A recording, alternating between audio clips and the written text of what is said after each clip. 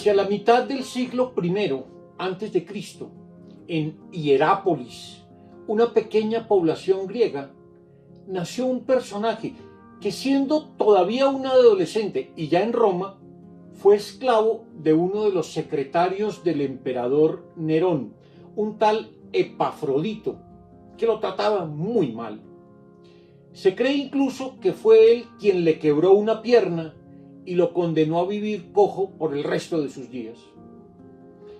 Ni siquiera sabemos su nombre, aunque en su tiempo y en los siglos posteriores lo llamaron Epicteto, que en griego antiguo quería decir algo así como adquirido o ganado. A pesar de ser esclavo, pobre y cojo, este Epicteto empezó a frecuentar en algún momento las lecciones de un importante filósofo estoico que andaba por aquellos años en Roma, Musonio Rufo. El estoicismo fue una escuela filosófica que tuvo su origen a finales del siglo IV a.C.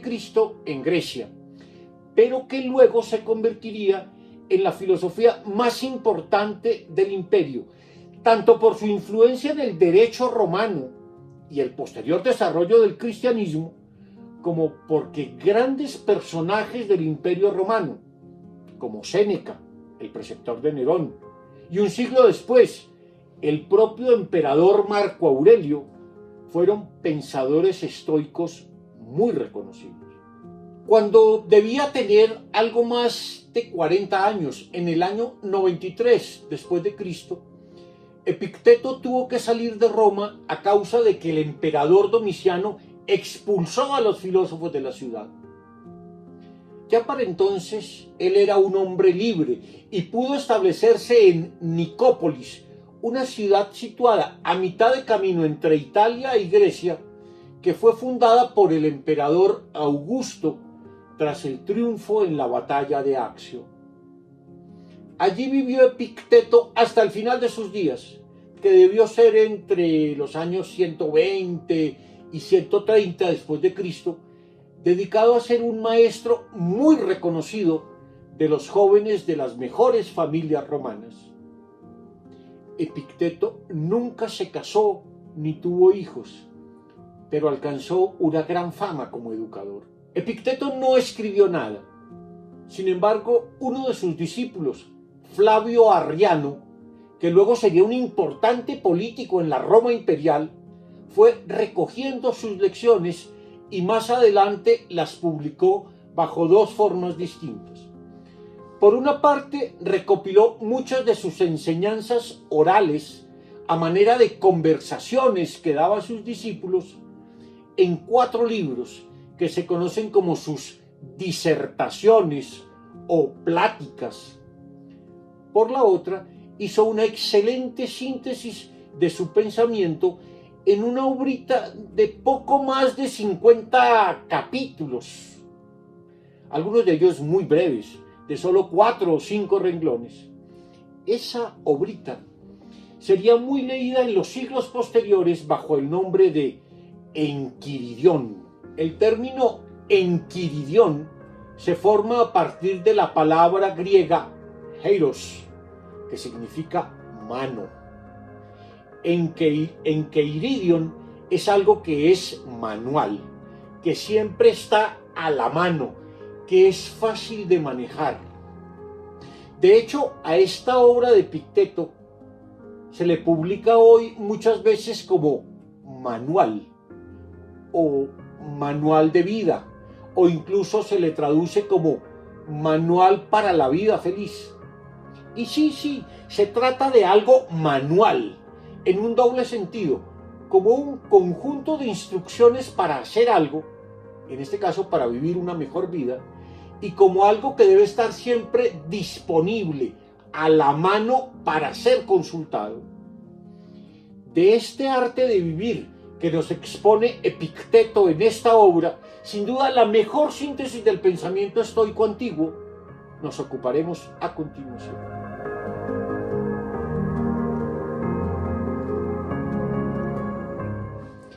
Epicteto, como todos, busca ante todo la felicidad y para ello tuvo que superar muchas dificultades, que iban desde el haber nacido esclavo y soportar una cojera permanente, hasta ser expulsado de la gran ciudad de la época, Roma. Pero a pesar de todas esas peripecias, Epicteto salió adelante porque nunca puso su interés ni en el dinero, ni en el placer, ni en el reconocimiento. Seguramente había aprendido de su maestro Rufo que ser feliz no es vivir satisfecho. En efecto, él nunca vivió así, sino poder realizar los deseos que tenemos. Y en vez de hacer como hacemos en la sociedad de consumo, que incrementamos al infinito nuestros deseos, se propuso más bien ponerles un límite. Pensaba que no por tener muchas satisfacciones se es feliz, sino que por tener solo aquellos deseos que podemos satisfacer fácilmente, nos hacemos acreedores a la felicidad. Tal vez nadie pueda valorar mejor la libertad que aquel que fue esclavo.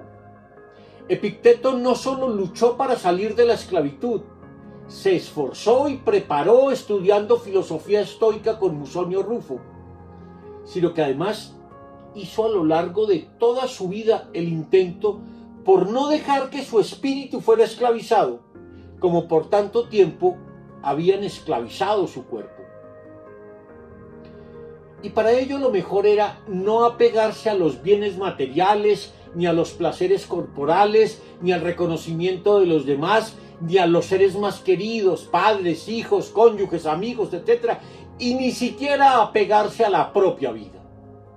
La libertad no consiste en hacer lo que uno quiere, sino en no atarse a cosas y personas. Todos aspiramos a ser felices y queremos ser libres. A menudo, sin embargo, tales deseos van acompañados de culpas, preocupaciones y fracasos. Por tal razón, muchas veces estamos dispuestos a sacrificar algunos de nuestros anhelos más profundos por vivir con mayor tranquilidad. No se trata de un propósito menor. Un espíritu perturbado e inquieto termina por malograr su libertad y felicidad. Estos propósitos vitales siempre deben compensarse uno a otro. Hay momentos de la vida, tal vez la juventud, en que la libertad está por encima de todo, pero otros, quizá cuando empieza a acercarse la vejez y está uno ya lleno de canas, en que lo sacrificaríamos todo por un poco de tranquilidad. A veces pesan más unos motivos que otros, pero no podemos renunciar a ninguno de estos tres propósitos: ser feliz, ser libre y vivir tranquilo, si queremos llevar una vida cada vez mejor. Pero, ¿cómo realizar propósitos tan elevados?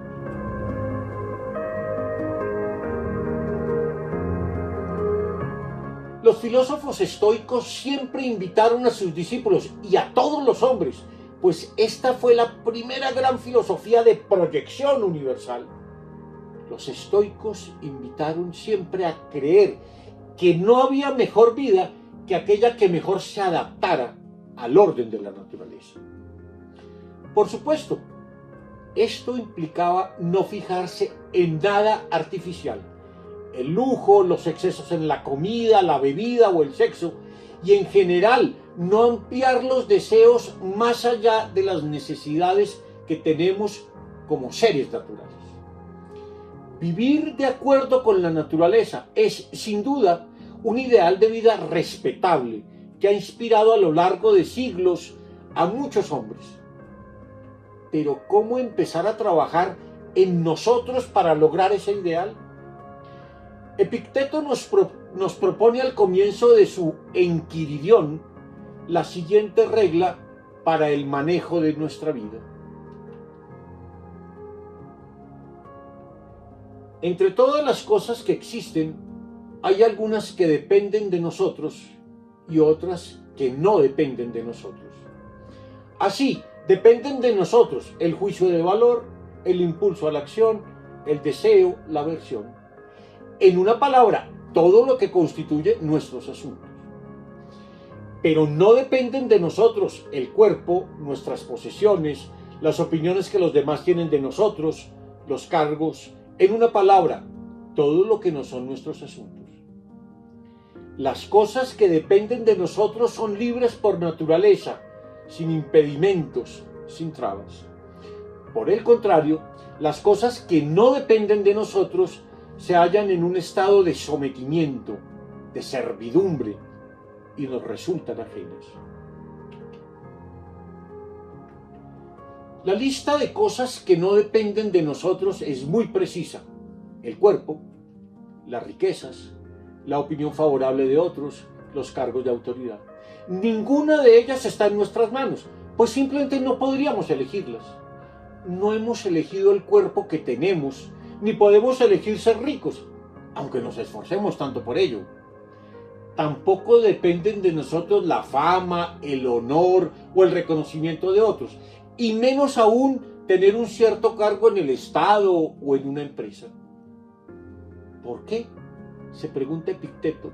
Poner el énfasis de nuestras acciones en lograr cosas que no están a nuestro alcance, pues no dependen de lo que hagamos.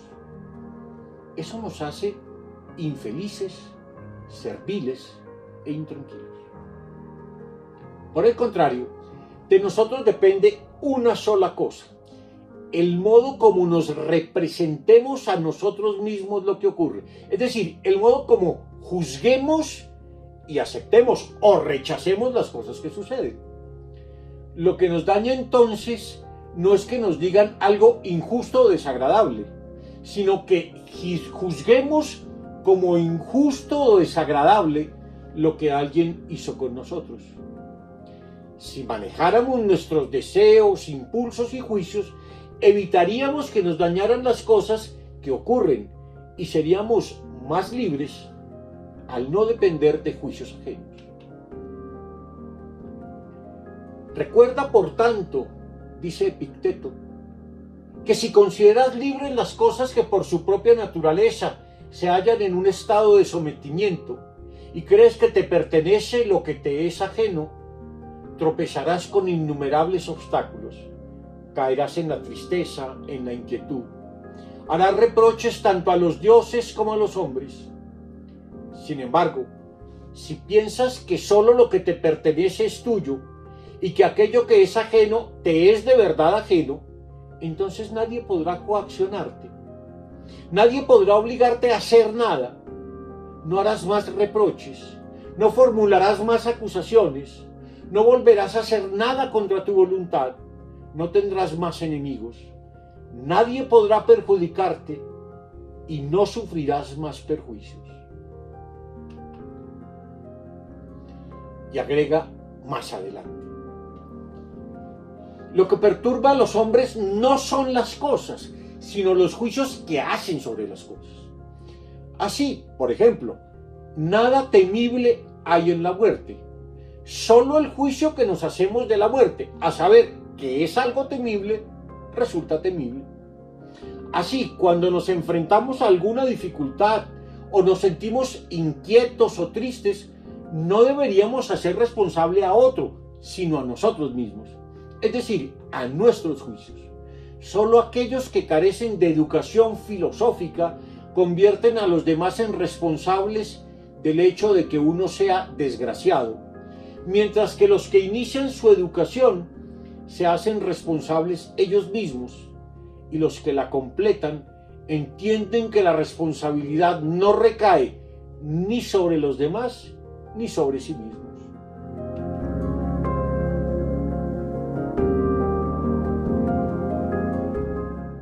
La vida humana no es nada seguro. Está sometida a todo tipo de contingencias. Lo que creíamos ya logrado, un día se nos sale de las manos y sobreviene una gran pérdida. Una quiebra, un accidente, una decepción amorosa, la pérdida de un amigo, una catástrofe natural o política, etc. Y aun si no ocurriera nada de eso, estamos ante el hecho siempre cierto, inevitable e imprevisto de la propia muerte. La vida del hombre no es un camino recto hacia un puerto seguro. Epicteto lo sabe muy bien. Aunque haya una providencia que gobierne el mundo y aunque esta providencia sea bondadosa, no podemos modelar el mundo de acuerdo con nuestros deseos. Debemos más bien adaptarnos lo mejor posible al papel que nos corresponde y enfrentar todas las contingencias que se presenten, como debe hacerlo quien emprende un viaje por el mar.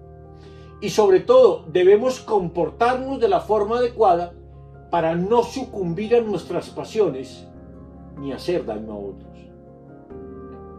Para hacernos entender la vida en profundidad, pero también en su dimensión trágica, Epicteto nos la presenta con 3 imágenes primordiales. Dejemos que sea él mismo el que nos lo diga en sus propias palabras. Recuerda que eres un actor que interpreta un papel asignado por el poeta que escribió el drama. Será un papel breve si él quiere que sea breve, largo si quiere que sea largo. Si quiere que interpretes a un mendigo, preocúpate de hacerlo con talento, lo mismo que si se trata de un cojo, de un gobernante o de un hombre ordinario. Pues lo tuyo se limita a eso: interpretar correctamente el papel que has recibido. Elegirlo es cosa de otro. A lo largo de una travesía, cuando el barco atraca en un puerto y desciendes a buscar agua fresca y quizás te entretienes recogiendo algo al borde del camino, una concha o una raíz, bien sabes que debes estar en todo momento pendiente de la llamada del capitán. Y si la escuchas, dejarlo todo y volver raudo, si no quieres acabar el viaje atado junto a las ovejas. De igual modo, en la vida, si en lugar de una concha o una raíz recibes una mujer o un hijo, no deben suponerte ninguna limitación. Pero si el capitán llama, déjalo todo y corre al barco sin mirar atrás. Y si eres ya viejo, no te alejes de la playa ni un momento, no sea que no llegues a tiempo al aviso. Recuerda que en la vida debes comportarte como si estuvieras en un banquete. La bandeja circula y llega hasta ti. Extiende la mano y sírvete con moderación. Avanza hacia los demás comensales, no la retengas. Tarda en acercarse al lugar donde estás sentado, no proyectes tu deseo sobre ella, simplemente espera a que llegue junto a ti. Compórtate igual en lo que tiene que ver con los hijos, las mujeres, los cargos, la riqueza. Y un día serás un digno convidado de los dioses. Más aún, si de aquello que se te ofrece no tomas nada, sino que lo rechazas, no solo serás el convidado de los dioses, sino su compañero. Así actuaron Diógenes, Heráclito y sus semejantes, merecidamente considerados y llamados hombres divinos.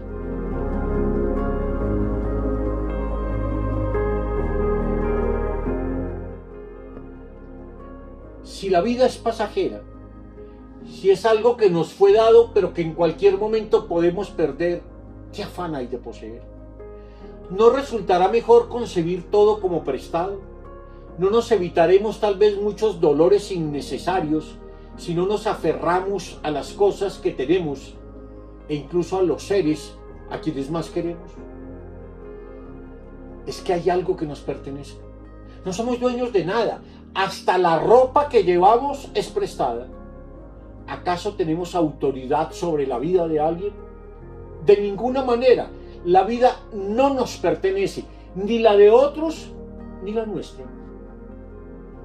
Tal vez sea mejor concebir las cosas y personas como algo que nos han dado en préstamo y podemos disfrutar de momento.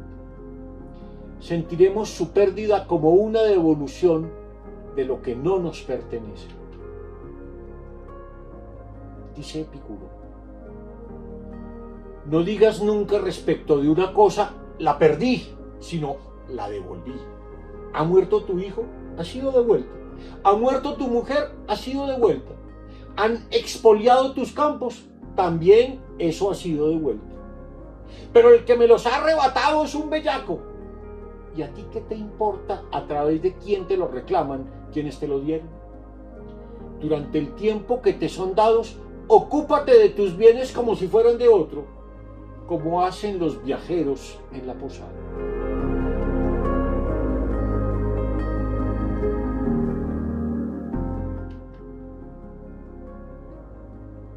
El cuerpo está entre las cosas que no dependen de nosotros y por tanto los placeres ligados a él tampoco nos pertenecen. En efecto, son pasajeros. ¿Por qué poner la felicidad en la búsqueda de algo tan efímero? Pero podrías pensar, ¿qué hay de malo en el placer? Desde luego no hay nada malo en él. El placer es un bien, pero un bien que debemos manejar con sumo cuidado, pues nos seduce con sus encantos. Epicteto no nos sugiere en ningún momento que evitemos el placer o huyamos de él, pero sí que lo examinemos con cuidado y no nos dejemos atrapar por el afán de una satisfacción inmediata. Escuchémoslo de nuevo. Cuando te llegue la representación de un placer, ten cuidado. Como con el resto de representaciones, de no dejarte arrastrar por ella. Deja que el asunto repose un rato. A continuación, piensa en esos dos momentos, el que te habría ofrecido el placer y el que te llevaría al arrepentimiento y los reproches contra ti mismo. Y a esos dos momentos oponeste el sentimiento de felicidad y acuerdo contigo mismo tras haber sabido rechazarlo. Pero en todo caso, si decides que la ocasión es propicia para gozar de ese placer, ten cuidado de no perderte en su dulzura y seducción. Y ten siempre en cuenta cuánto mejor es disfrutar de la conciencia de esa otra victoria.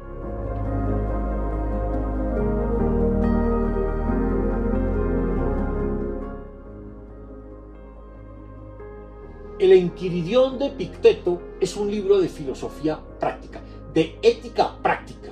No es una reflexión abstracta sobre los fundamentos de la moralidad. Por su afán práctico, además, ofrece a su lector máximas para la acción, recomendaciones concretas para llevar una vida más sabia en donde se combinen de forma adecuada la felicidad, la libertad y la tranquilidad del alma. Voy a concluir entonces leyendo algunos de los pasajes que son para mí más inspiradores. Tal vez esa sea la mejor invitación que pueda hacer para tu lectura.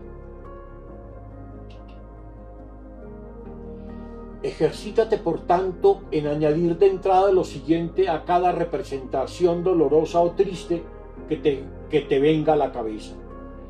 No eres más que una simple representación y de ningún modo la cosa que representas. A continuación, examina la representación y ponla a prueba con las reglas de que dispones. Y sobre todo, y primeramente con esta. ¿Debo situarla entre las cosas que dependen de mí o entre las que no dependen de mí? Y si concluyes que forma parte de las cosas que no dependen de ti, ten bien presente que no te concierne. Si solo muestras aversión hacia las cosas que son contrarias a la naturaleza y que dependen de ti, no caerás nunca en lo que rechazas. Por el contrario, si muestras aversión hacia la enfermedad, la muerte o la pobreza, obtendrás aquello que no deseas. No presumas nunca de un beneficio que no es tuyo. Si el caballo presumiera diciendo, soy muy bello, eso sería tolerable. Pero si tú presumes diciendo, tengo un caballo muy bello, debes saber que presumes de un bien que pertenece a tu caballo. ¿Qué es entonces lo tuyo? El uso de las representaciones. Por lo tanto, presume únicamente cuando hagas un uso de las representaciones conforme a la naturaleza, pues en ese momento podrás mostrarte orgulloso de un bien que te pertenece. No pretendas que lo que ocurre ocurra como tú quieres, sino quiere que lo que ocurre ocurra como ocurre. Así el curso de tu vida será feliz. Puedes ser invencible siempre y cuando no entables ningún combate en el que la victoria no dependa de ti mismo. Proponte cuanto antes un estilo y un modelo de vida y atente a ellos cuando estés solo contigo mismo y cuando te encuentres con los demás. En lo relativo al cuerpo, ocúpate de él en los límites de la simple necesidad, es decir, el alimento, la bebida, el vestido, la casa, los esclavos. Suprime todo rasgo de ostentación o lujo. Y bien, todo lo anterior no es más que una invitación a que leas por ti mismo esa maravillosa obra que es el Enquiridión de Epicteto, una obra que ha inspirado a muchos hombres a lo largo de la historia y que sigue enseñándonos aún hoy lo esencial que es llevar una buena vida. Léelo, no te arrepentirás.